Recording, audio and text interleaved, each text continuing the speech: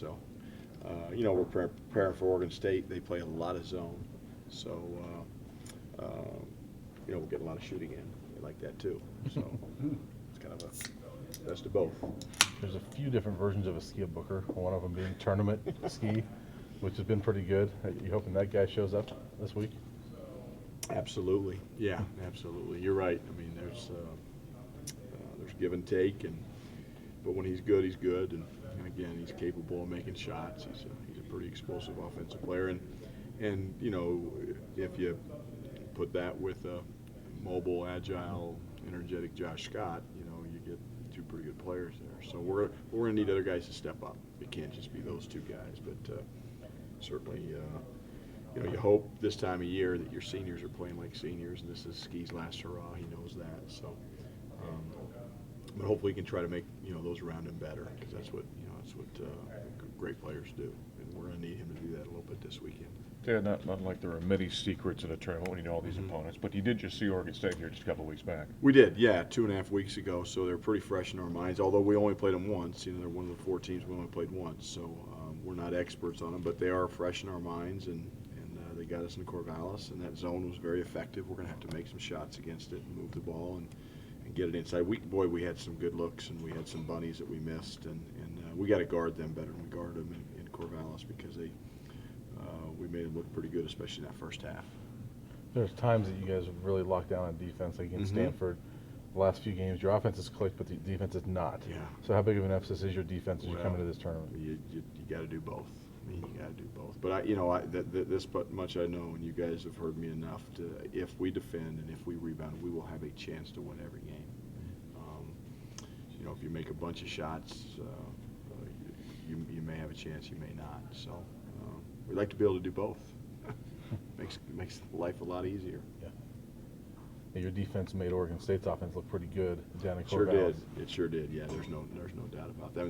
They had guys making shots, and NJ banked in a 15-footer, walk on, hit a 3 from the corner, nothing but net. I mean, they were good that night. Part of that was we made them look good. So it's going to be a heck of a opportunity, and this is why you go through the regular season, is for tournaments like this. And I know our guys like I said, I feel like they're ready to go, and we won't know until 6 o'clock tomorrow night, but I feel like we're ready. With the reemergence of Josh Scott, now your front court a big factor. Do you see that as an advantage against the Beavers? Yeah, if we can get the ball inside. Again, that zone tries to neutralize that front court, and I think again, our depth is I think an advantage to us. So we want to try to get the pace of play fast and up and down. And, we're going to press a little bit and try to put a little pressure on them and see if we can get the ball moved and maybe create some offense with our defense. But yeah, I think the front court for us is definitely a strength. And if we can get good backcourt play and our front court players play to their capabilities, we'll be a tough out here. When Josh came back, did you see the explosiveness not there, or the timing not there, or why some of the mediocre games? I think number one, he wasn't fully healthy. Like, I look at the Oregon State game at Oregon State, and every time he came out, he was laying on the floor. His back wasn't 100%. And so I think with Josh, there was days where he would feel 80%. There was days he played 50%, and 30%. I just think there was a lot of varying degrees of his health with that back. And I think when it's closer to that 90 to 100%, you see a different Josh Scott out there in terms of running the floor and getting rebounds out of his area, and because that's what he does. And when he's not 100%, he can't do those things, especially with the back.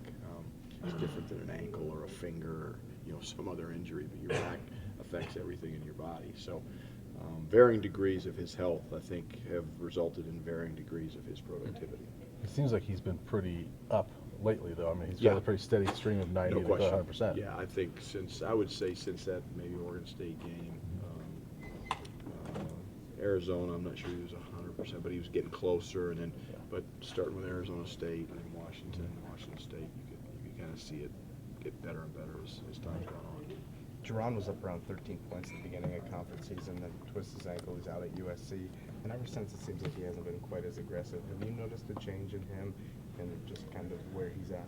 Yeah, I think, you know, you look at Jerron's field goal percentage numbers and his three-point shooting numbers, and they look pretty decent. But, you know, over the last 6 to 8 games, they've really kind of digressed a little bit. So I think part of it's a little bit of a lack of confidence in his jump shot.